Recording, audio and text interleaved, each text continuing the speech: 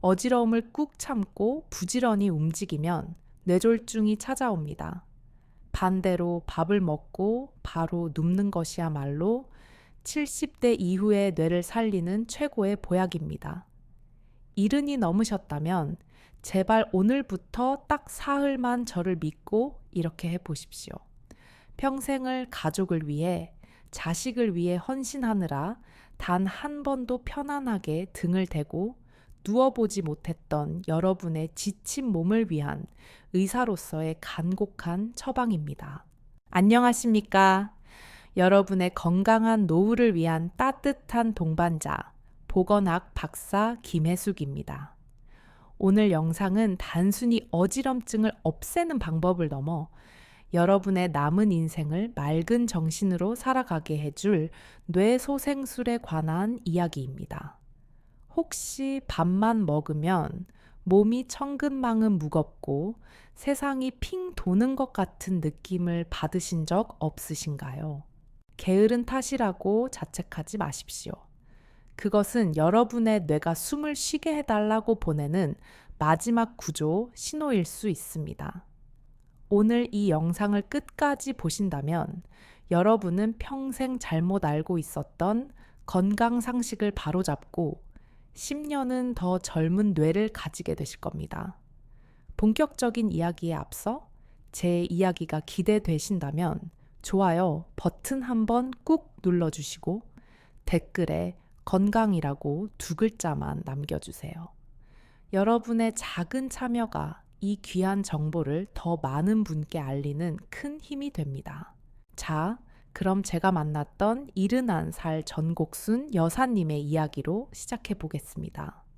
정 여사님은 평생을 자갈치 시장 바닥에서 생선 장사를 하며 3남매를 번듯하게 키워내신 우리 시대의 억척스러운 어머니십니다. 비가 오나 눈이 오나 새벽 4시면 일어나 좌판을 깔고 손님이 없을 때도 혹시나 누가 올까봐 엉덩이 한번 편하게 바닥에 붙이지 않고 서서 일하셨던 분이죠. 동네 사람들은 모두 입을 모아 말했습니다. 법 없이도 살 사람이다. 저렇게 부지런하니 자식들이 다 성공했지 라며 칭찬이 자자했습니다. 여사님, 스스로도 그 부지런함을 훈장처럼 그리고 자존심처럼 여기며 살아오셨습니다. 몸이 좀 고단해도 내가 움직여야 내 새끼들 입에 밥 들어간다는 생각 하나로 버티신 세월이 무려 50년이 넘습니다. 그런데 반년 전부터 여사님에게 이상한 증상이 찾아왔습니다.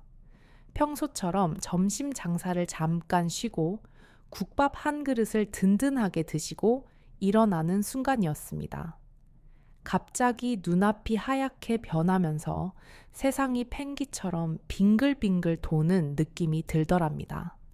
처음에는 그저 아이고 내가 나이가 들어서 기력이 좀 딸리나 보다 하고 대수롭지 않게 넘기셨습니다. 그래서 시장통 정육점에 가서 비싼 소고기도 끊어다가 구워 드시고 자식들이 사다 준 몸에 좋다는 영양제도 꼬박꼬박 챙겨 드셨습니다. 하지만 증상은 나아지기는커녕 날이 갈수록 점점 더 심해졌습니다. 나중에는 밥 숟가락을 놓고 일어서기만 하면 발바닥이 땅에 안 닿는 것처럼 붕 뜬 기분이 들고 식은 땀이 등줄기를 타고 흐르며 주저앉고 싶은 충동을 느끼게 되었습니다. 정 여사님은 덜컥 겁이 났습니다. 혹시 뇌에 큰 병이라도 생긴 건 아닐까? 이러다가 시장 바닥에서 쓰러져서 자식들에게 짐이 되는 건 아닐까 하는 두려움이 엄습했습니다. 하지만 자식들에게 아프다는 말을 차마 할 수가 없었습니다. 평생 강인한 엄마로 살아왔는데 늙고 병든 모습을 보이는 것이 자존심 상하기도 했고 괜한 걱정을 끼치기 싫었던 것이지요. 그래서 혼자 끙끙 앓으며 병원을 찾아가 종합 검진도 받아보고 MRI도 찍어보았습니다. 그런데 돌아오는 대답은 허무하게도 빈혈 수치도 정상이고 혈압도 괜찮습니다. 그냥 노화 현상이니 쉬엄쉬엄 하세요. 라는 말뿐이었습니다. 여사님 입장에서는 답답해 미칠 노릇이었습니다. 내 몸은 당장 쓰러질 것 같은데 병원 기계는 멀쩡하다니 이게 귀신이 곡할 노릇이 아니고 무엇이겠습니까? 제가 여사님을 진료실에서 처음 뵈었을 때 저는 단번에 그 원인을 알 수 있었습니다. 여사님의 그 성실함, 밥 먹고 바로 일어나 움직이는 그 부지런한 습관이 오히려 여사님의 뇌를 서서히 말려 죽이고 있었던 것입니다. 여러분, 우리 몸의 뇌라는 녀석은 참으로 까다롭고 이기적인 장기입니다. 우리 전체 몸무게에서 뇌가 차지하는 비율은 고작 2%밖에 되지 않습니다. 60kg인 사람이라면 뇌 무게는 1kg 남짓에 불과하지요. 하지만 이 작은 녀석이 우리 몸 전체가 쓰는 산소와 에너지의 무려 20%를 혼자서 다 갖다 씁니다. 자동차로 치면 최고급 휘발유를 들이부어야만 움직이는 아주 연비 나쁜 고급 세단인 셈입니다. 뇌는 단 1분이라도 혈액 공급이 줄어들면 비명을 지릅니다. 산소가 부족하다고 아우성을 치고 영양분이 안 온다고 파업을 선언합니다. 그 파업의 신호가 바로 어지러움, 멍함, 그리고 잦은 깜빡임입니다. 그런데 여기서 우리가 하루 3번 겪는 아주 중요한 생리적 현상이 발생합니다. 바로 식사입니다. 우리가 밥을 먹는 순간 우리 몸 내부에서는 마치 전쟁터처럼 혈액의 대이동이 일어납니다. 음식이 위장으로 들어오면 우리 몸은 이 음식을 소화시키고 영양분을 흡수하기 위해 위장과 소장으로 엄청난 양의 피를 몰아줍니다. 소화기관이라는 공장을 돌리기 위해 전력 투구를 하는 것이지요. 이때 우리 몸의 사령탑인 자율신경계는 아주 정교하게 혈액을 분배해야 합니다.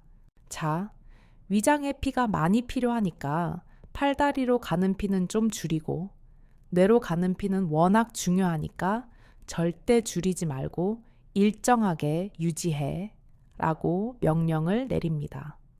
젊었을 때는 이 명령 체계가 아주 빠릿빠릿하게 작동합니다.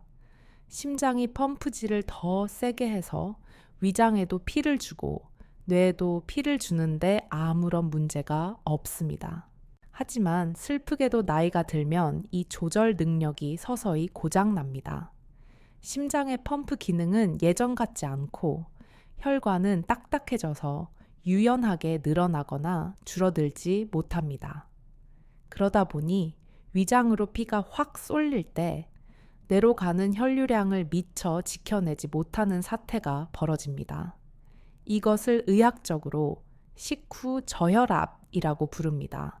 상상해 보십시오. 여러분의 심장은 고층 아파트 지하에 있는 물펌프이고 여러분의 뇌는 그 아파트의 가장 꼭대기층인 10층 펜트하우스입니다.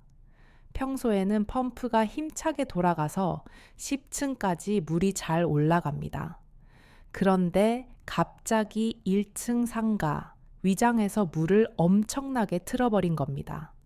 그러면 수압이 약해져서 꼭대기층인 10층에는 물이 쫄쫄 나오거나 아예 끊겨버리겠죠.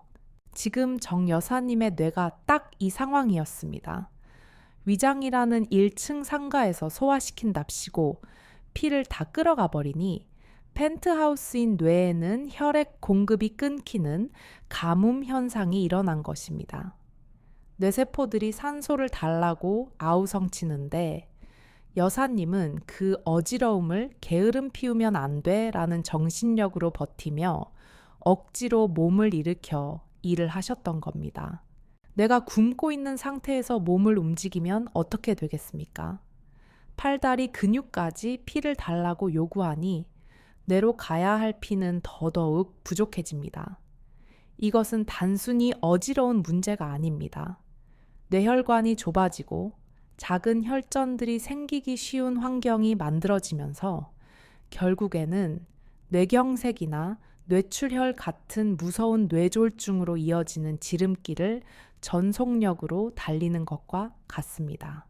여러분, 옛말에 먹고 바로 누우면 소가 된다는 말이 있지요. 우리 어르신들은 이 말을 철석같이 믿고 밥 먹고 눕는 것을 죄악처럼 여기셨습니다. 며느리가 밥 먹고 잠깐이라도 누워 있으면 어디서 저런 게으른 사람이 들어왔나 하고 혀를 차기도 하셨을 겁니다.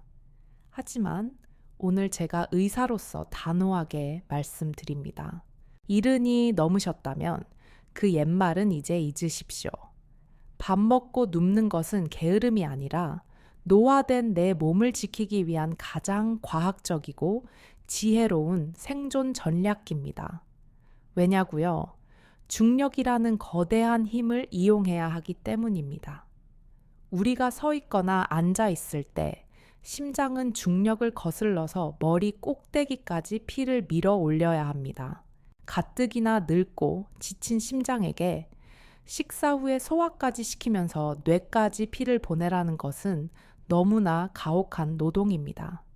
하지만 이때 여러분이 몸을 수평으로 눕히면 마법 같은 일이 벌어집니다.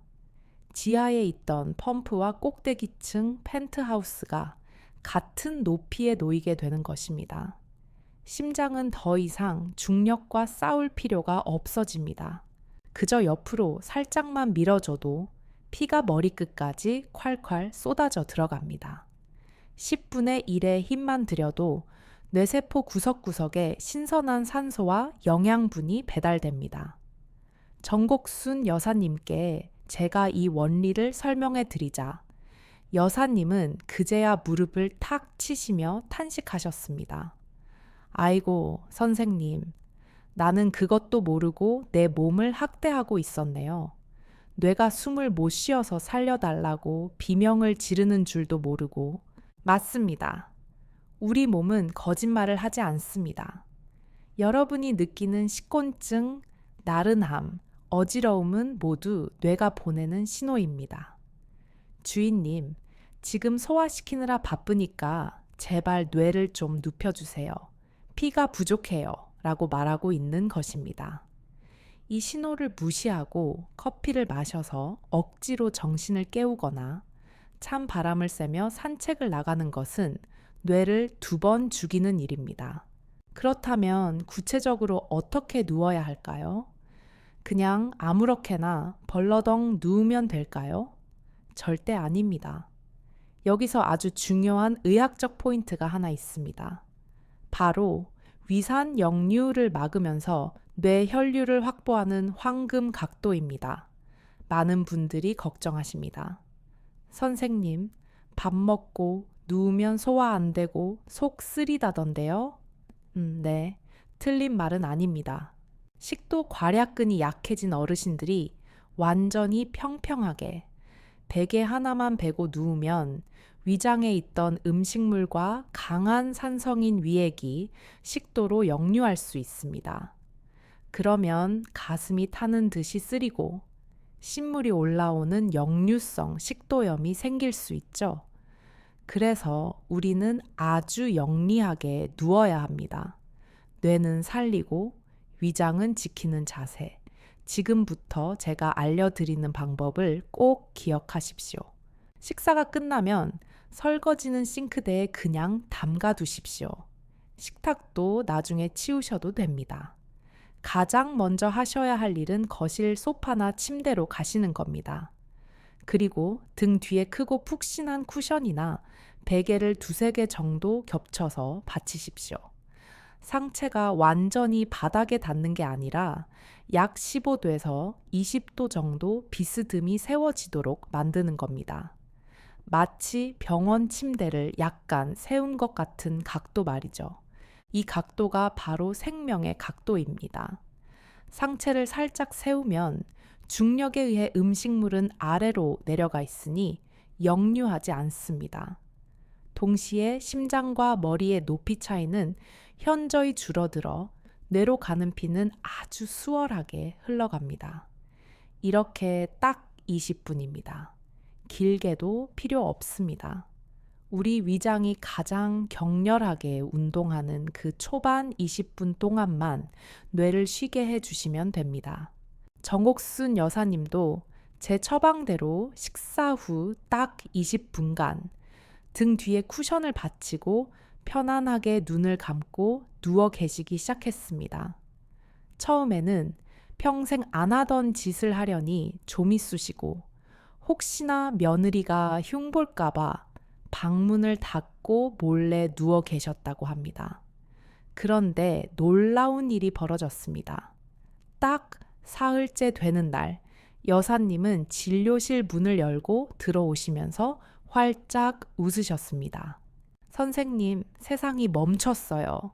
밥 먹고 나서도 머리가 맑고 눈앞이 그렇게 환할 수가 없어요.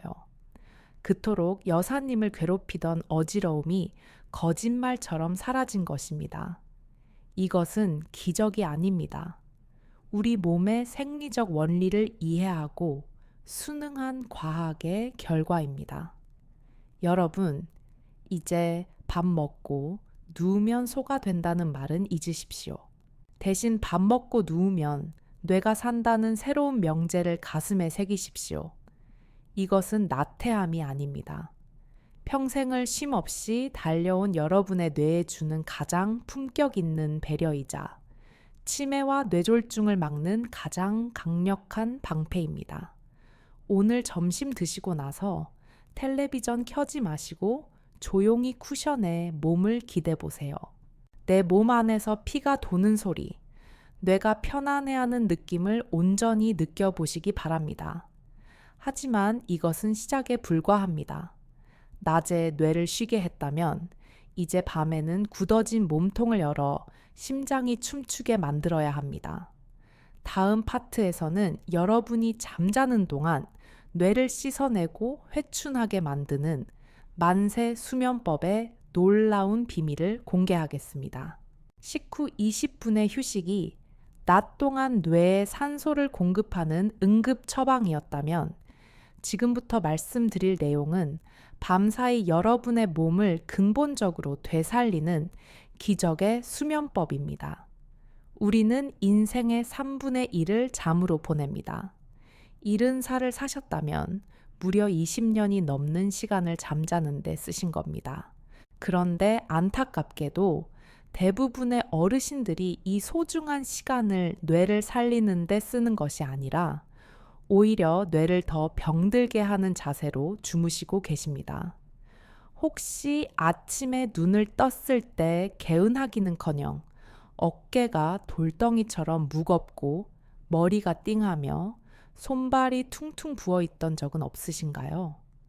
그것은 여러분이 잘못된 자세로 주무시는 동안 심장으로 돌아와야 할 피가 돌아오지 못하고 몸 구석구석에 고여서 썩어가고 있다는 무서운 증거입니다. 오늘 제가 전곡순 여사님께 처방해드린 그리고 단 사흘 만에 여사님의 아침을 바꿔놓은 두 번째 비결, 바로 만세 수면법을 공개합니다. 이름을 들으시고 다 늙어서 무슨 만세냐 하며 웃으실지도 모르겠습니다. 하지만 이 자세에는 흉부외과 의사들도 감탄하는 놀라운 혈액순환의 비밀이 숨겨져 있습니다. 오늘 밤 주무실 때부터 당장 이불 속에서 실천해 보십시오. 돈 한 푼 들지 않지만 그 효과는 수백만 원짜리 보약보다 더 강력합니다. 방법은 아주 간단합니다. 등을 바닥에 대고 똑바로 누운 상태에서 양팔을 편안하게 위로 올려 머리 주변이나 베개 옆에 두는 것입니다. 마치 아기가 세상 모르고 곤히 잠들 때 취하는 자세, 혹은 우리가 기분이 아주 좋을 때 저절로 나오는 만세 자세와 비슷합니다. 이게 도대체 왜 뇌를 살리는 걸까요? 비밀은 바로 가슴과 겨드랑이에 있습니다. 나이가 들면 우리 몸은 자연스럽게 앞으로 굽어집니다. 평생 쪼그리고 앉아 일하고 고개를 숙여 자식들을 돌보고 무거운 짐을 나르느라 어깨는 안으로 말리고 등은 거북이 등껍질처럼 둥글게 굳어버립니다. 이것을 의학적으로 라운드 숄더 혹은 흉곽의 위축이라고 합니다. 문제는 이렇게 가슴이 오그라들면 심장으로 들어가는 대문인 대정맥과 겨드랑이 밑을 지나는 림프관들이 꽉 눌린다는 것입니다. 마치 고무 호스를 발로 밟고 있는 것과 똑같습니다. 심장은 온몸에서 피를 받아들여 다시 뇌로 뿜어줘야 하는데 들어오는 문이 좁아지니 나가는 피도 줄어들 수밖에 없습니다. 밤새도록 뇌는 신선한 피를 공급받지 못해 산소 부족에 시달리고 몸속의 노폐물은 빠져나가지 못해 독소가 쌓입니다. 이것이 바로 자고 일어나도 피곤하고 머리가 멍한 진짜 이유입니다. 그런데 이때 여러분이 팔을 위로 살짝 올리고 주무시면 어떤 마법 같은 일이 벌어질까요? 첫째, 굳게 닫혀있던 가슴이 활짝 열립니다. 움츠러들었던 갈비뼈 사이사이가 벌어지면서 폐가 숨을 쉴 수 있는 공간이 2배로 넓어집니다. 우리가 깊은 숨을 들이마실 때 흉곽이 넓어지는 것과 같은 원리입니다. 폐활량이 늘어나면 밤새 들이마시는 산소의 양이 폭발적으로 증가합니다. 뇌세포 하나하나가 산소 샤워를 하는 것과 같습니다. 둘째, 눌려있던 겨드랑이 림프절이 해방됩니다. 겨드랑이는 우리 몸의 하수구와 같습니다. 팔을 올리면 이 하수구 뚜껑이 열리면서 몸속에 쌓여있던 노폐물과 독소가 시원하게 빠져나갑니다. 셋째, 이것이 가장 중요합니다. 심장으로 들어가는 대정맥의 압력이 낮아지면서 다리 끝에 고여있던 피가 중력을 거슬러 심장으로 콸콸 쏟아져 들어옵니다. 이것을 정맥 환류량의 증가라고 합니다. 심장에 피가 가득 차게 되니 다음 날 아침 심장이 한 번만 펌프질을 해도 뇌 끝까지 피가 힘차게 솟구칠 수 있는 것입니다. 정옥순 여사님도 처음에는 이 자세를 반신반의하셨습니다.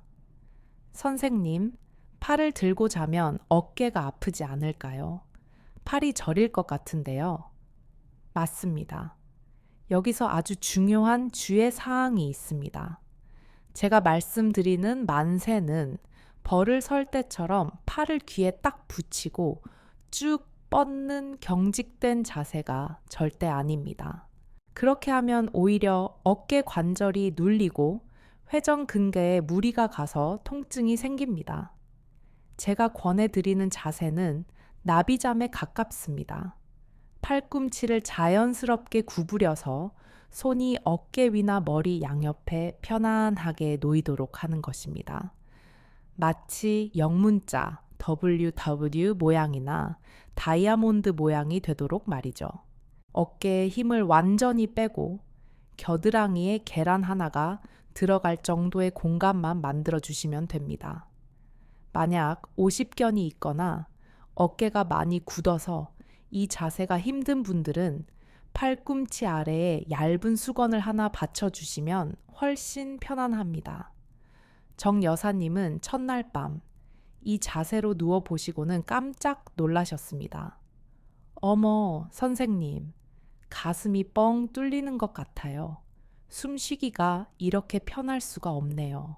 평생 구분 등으로 살아오시느라 눌려있던 심장과 폐가 비로소 자유를 찾은 것입니다. 그리고 딱 사흘째 되는 날 아침, 여사님은 제게 전화를 걸어 흥분된 목소리로 말씀하셨습니다.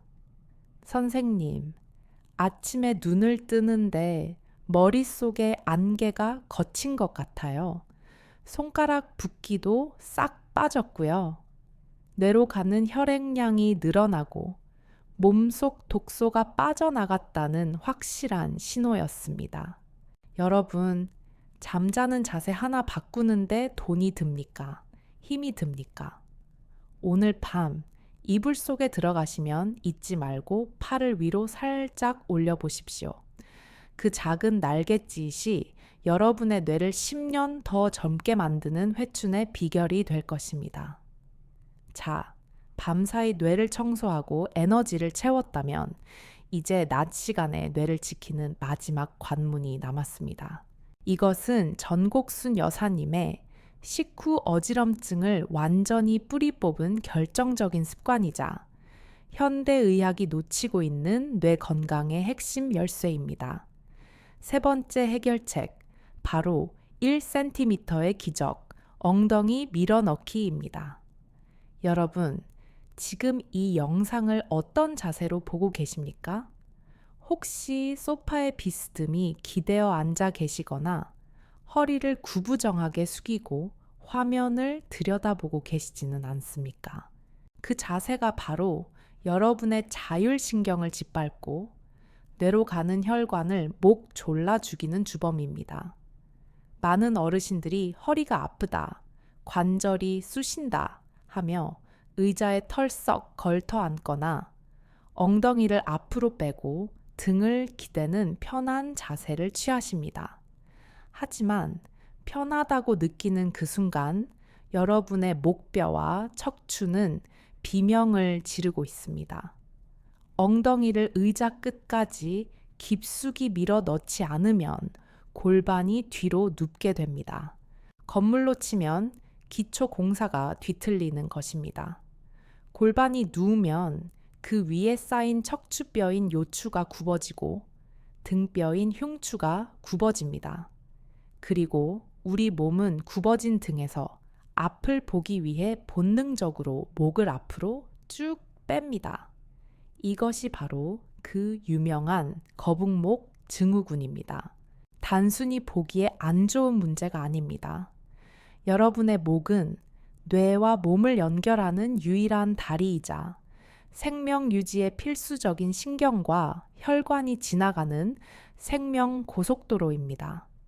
특히 목뼈 양옆으로는 뇌로 피를 공급하는 경동맥과 추골동맥이 지나가고 혈압과 맥박, 소화 기능을 조절하는 자율신경 다발이 빽빽하게 얽혀 있습니다. 그런데 거북이처럼 목을 앞으로 빼고 있으면 머리의 무게가 목뼈를 짓누르게 됩니다. 정상적인 자세에서 머리 무게는 약 5kg 정도지만 목을 앞으로 뺄수록 그 하중은 20kg, 30kg까지 늘어납니다. 마치 7살짜리 손자를 목마 태우고 하루 종일 있는 것과 같습니다. 이 엄청난 압력이 목 주변의 근육을 돌처럼 딱딱하게 굳게 만들고 그 속을 지나가는 혈관과 신경을 빨래 짜듯이 쥐어짜 버립니다. 이것이 바로 식후 어지럼증의 진짜 배후입니다. 우리가 밥을 먹으면 위장으로 피가 쏠리면서 혈압이 일시적으로 떨어집니다. 이때 건강한 자율신경은 즉시 비상, 혈압 올려 라고 명령을 내려서 다리의 혈관을 수축시키고 뇌의 혈류를 유지합니다. 하지만 구부정한 자세로 인해 목에 자율신경이 눌려 있는 분들은 이 명령 신호가 전달되지 않습니다. 고속도로가 사고로 막혀버린 것과 같지요. 그러니 뇌는 피가 부족한데도 몸은 아무런 대처를 하지 못하고 결국 눈앞이 캄캄해지며 쓰러지게 되는 것입니다. 전곡순 여사님도 평생 생선을 손질하시느라 고개를 숙이고 쉴 때도 소파에 파묻혀 지내셨습니다. 그 습관이 여사님의 자율신경을 마비시켰던 것입니다. 그래서 제가 여사님께 아주 독한 숙제를 내드렸습니다. 어르신, 이제부터 밥 드실 때, 텔레비전 보실 때, 버스 타실 때 무조건 엉덩이를 의자, 등받이 끝까지 더 이상 안 들어갈 때까지 꽉 밀어 넣으세요. 엉덩이가 등받이에 닿는 느낌이 안 나면 앉지도 마세요. 엉덩이를 뒤로 밀어 넣으면 신기한 일이 벌어집니다. 누웠던 골반이 오뚜기처럼 벌떡 일어섭니다.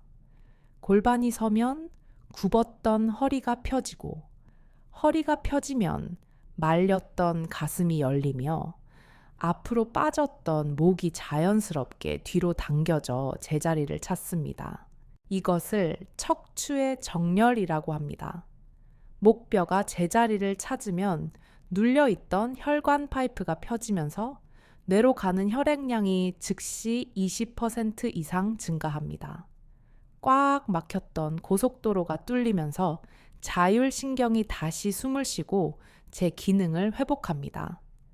정 여사님은 처음에는 아이고 허리야 꼿꼿하게 앉으려니 더 힘들다 하시며 불평하셨습니다.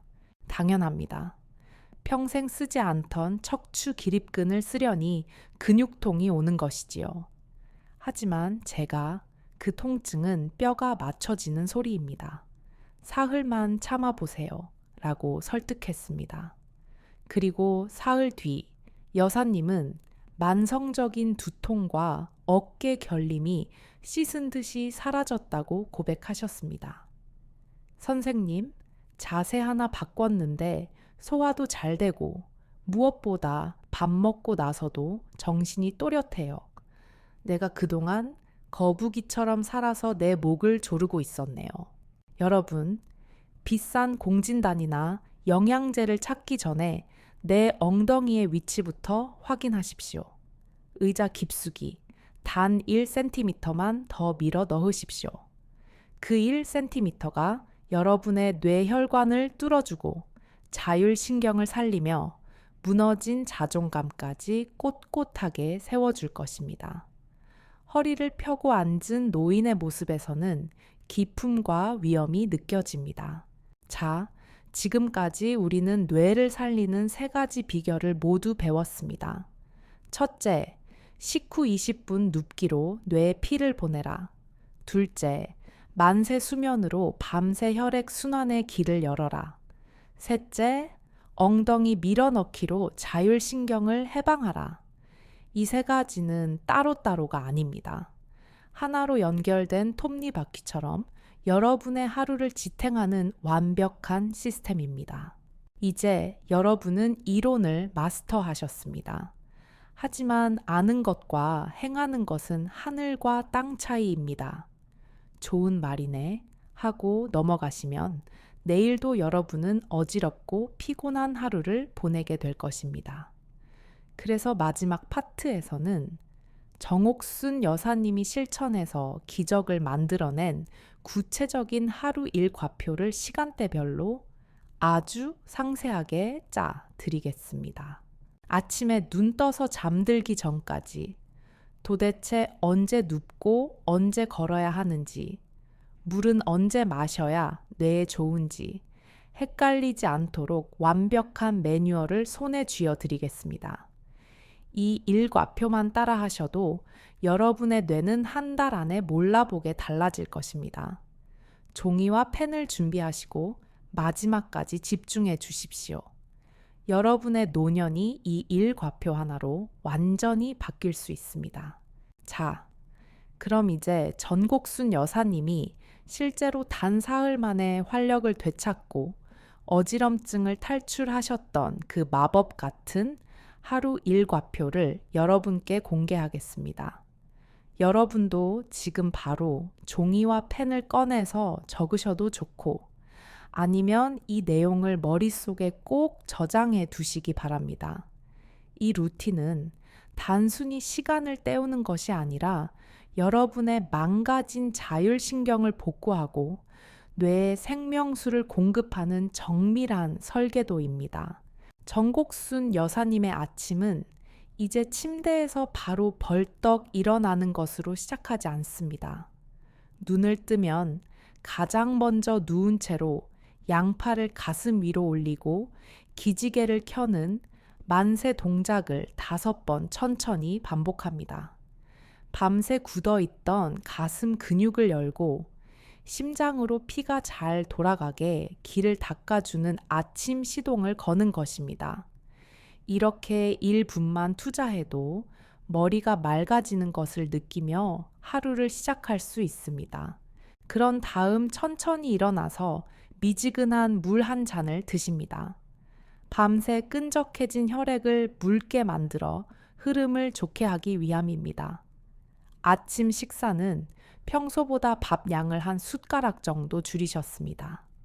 과식을 피하는 것이 위장으로 쏠리는 피를 줄여 뇌를 살리는 지름길이기 때문입니다. 식사를 마치면 여사님은 이제 무거운 고무장갑을 바로 끼지 않습니다. 대신 거실 소파로 가셔서 등 뒤에 쿠션을 2~3개 받치고 상체를 20도 정도 비스듬히 세운 상태로 누우십니다.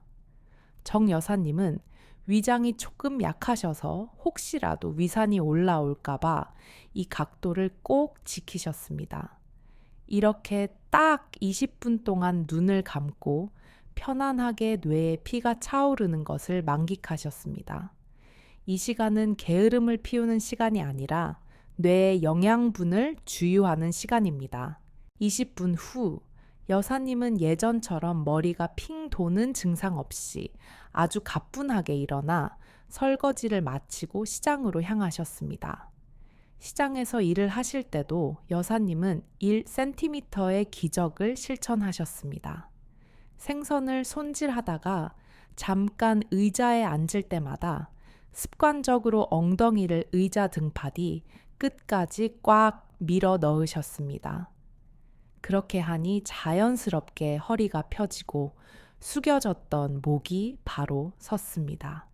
목이 바로 서니 자율신경이 숨을 쉬기 시작했고 오후만 되면 찾아오던 지독한 피로감과 두통이 눈에 띄게 줄어들었습니다.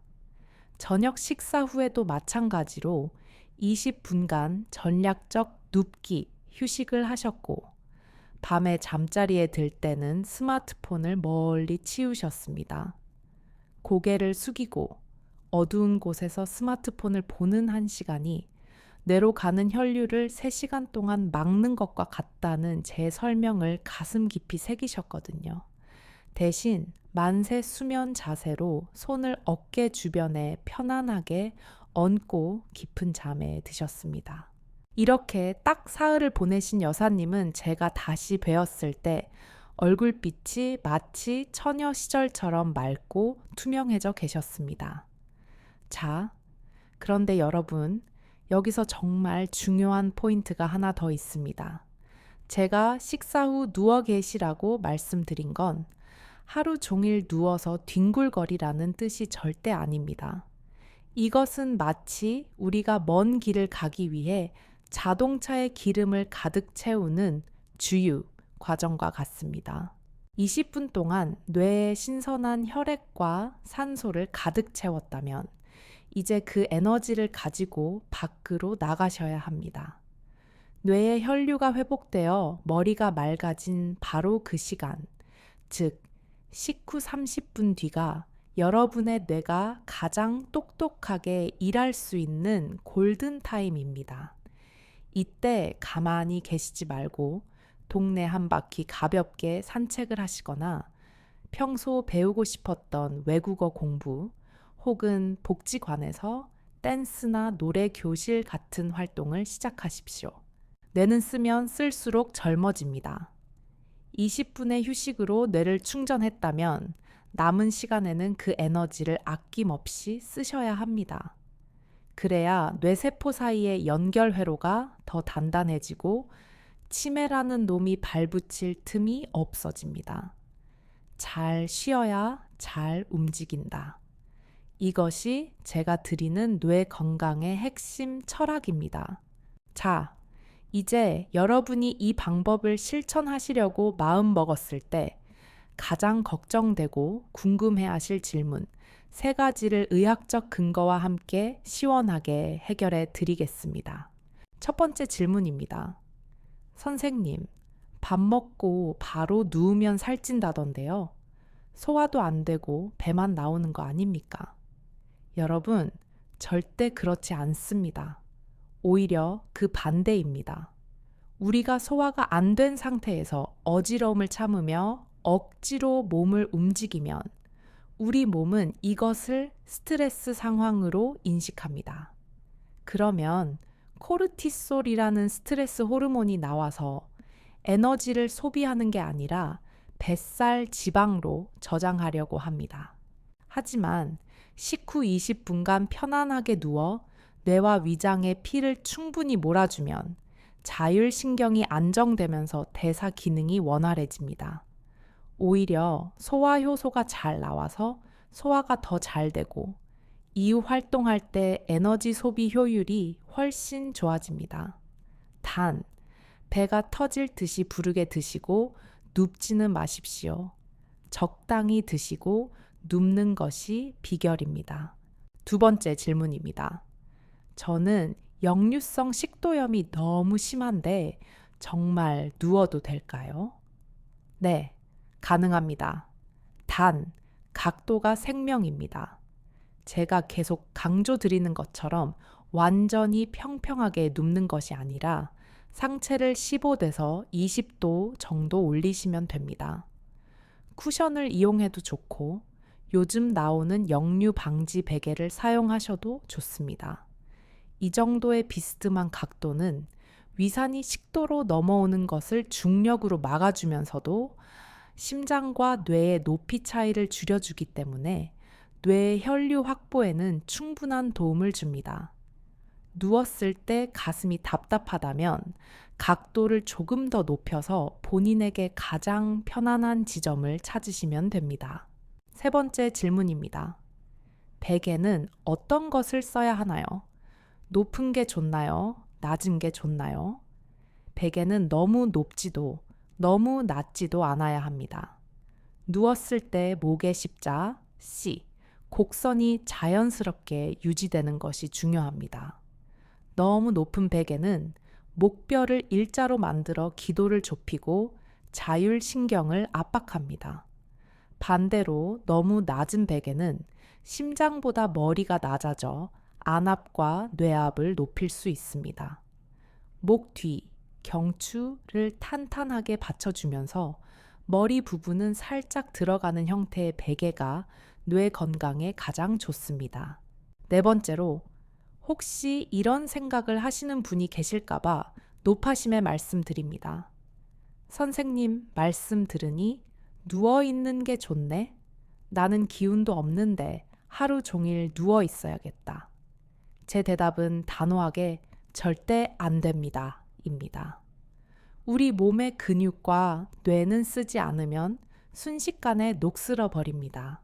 식후 20분의 휴식은 오로지 뇌 혈류를 지키기 위한 전략적 쉼표일 뿐입니다. 그 쉼표 뒤에는 반드시 활동이라는 문장이 이어져야 합니다. 많이 걷고, 많이 웃고, 새로운 것을 배우는 즐거움을 절대 포기하지 마십시오. 잘 쉬고 그 힘으로 더 힘차게 움직이는 것. 그것이 제가 말씀드리는 진정한 뇌소생술의 완성입니다. 여러분, 오늘 제가 알려드린 이 루틴은 어마어마한 비법이나 비싼 약이 아닙니다. 우리 몸의 원리를 이해하고 그에 맞춰 생활하는 아주 상식적인 방법입니다. 하지만 이 상식을 사흘만 꾸준히 실천하는 사람은 대한민국에서 단 1%도 되지 않습니다. 저는 여러분이 그 1%의 주인공이 되어 맑은 정신으로 남은 인생을 축제처럼 즐기시길 진심으로 바랍니다. 지금 바로 이 루틴을 시작하실 분들은 댓글에 시작 혹은 숫자 1이라고 남겨주십시오.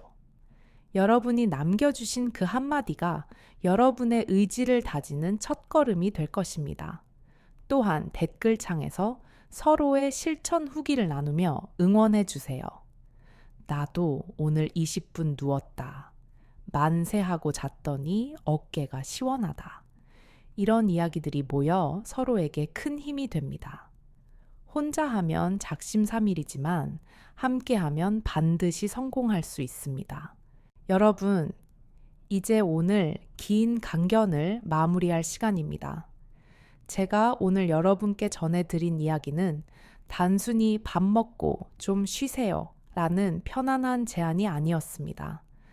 그것은 평생을 부지런함 하나로 쉴 틈 없이 달려온 우리 시대의 모든 전곡순 여사님들, 그리고 김철수 선생님들께 드리는 의사로서의 가장 절박한 호소이자 존경의 표현이었습니다. 여러분, 지금까지 정말 고생 많으셨습니다. 전쟁 같은 세월 속에서 가족을 건사하고 자식들 키워내느라 한순간도 편히 눕지 못하고 쪽잠을 자며 버텨오신 그 거친 세월을 제가 감히 어찌 다 알겠습니까? 그 굳은 살 박인 손과 굽어버린 등은 부끄러운 것이 아니라 세상에서 가장 아름다운 훈장입니다. 하지만 이제는 여러분의 몸이, 특히 여러분의 소중한 뇌가 여러분께 쉴 권리를 요구하고 있습니다. 주인님, 이제 좀 쉬어가며 해요. 나도 숨 좀 쉽시다. 라고 말이죠. 오늘 배운 내용을 다시 한번 가슴에 새겨 보겠습니다. 첫째, 식후 20분 전략적 눕기로 뇌를 충전하십시오. 그것은 게으름이 아니라 뇌를 위한 보약입니다. 둘째, 만세 수면과 바른 자세, 엉덩이 밀어넣기로 막힌 혈관 고속도로를 시원하게 뚫으십시오.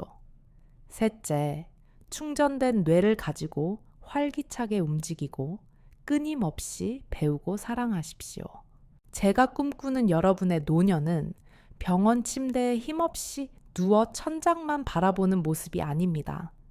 식후에 짧고 깊은 휴식을 취한 뒤 누구보다 맑고 총명한 눈빛으로 공원을 산책하고 손주들에게 재미있는 옛날 이야기를 해주며 친구들과 호탕하게 웃으며 담소를 나누는 활기찬 모습입니다.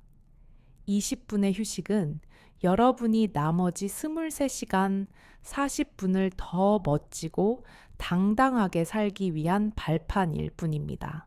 더 이상 부지런함이라는 강박 때문에 늙은 몸을 혹사하지 마십시오.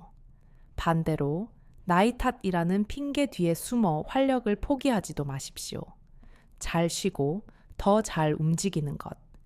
이 두 가지의 절묘한 조화가 여러분을 치매 없는 무병장수의 길로 안내할 것입니다. 내일 아침 눈을 뜰 때부터 여러분의 하루는 달라질 것입니다. 잠자리에서 일어날 때 그 가벼운 기지개 한 번이 식사 후 소파에 기대 앉는 그 20분의 여유가 여러분의 남은 인생을 통째로 바꿀 수 있습니다. 저는 여러분이 마지막 그날까지 자식들의 이름을 잊지 않고 사랑하는 사람의 얼굴을 기억하며 맑은 정신으로 존엄하게 살아가시기를 주치의로서 끝까지 기도하고 응원하겠습니다. 오늘 이 긴 이야기를 끝까지 경청해 주셔서 정말 감사합니다. 제 진심이 여러분의 마음속에 닿아 오늘부터 당장 실천의 씨앗이 되었기를 바랍니다. 건강은 의사가 지켜주는 것이 아니라 바로 여러분 자신이 선택하는 것입니다. 오늘부터 여러분의 뇌를 위해 가장 현명하고 따뜻한 선택을 하십시오. 지금까지 여러분의 곁을 지키는 든든한 건강 멘토 김혜숙이었습니다. 여러분 모두 통증 없이, 어지럼증 없이 맑고 행복한 100세 시대를 누리십시오. 감사합니다. 사랑합니다.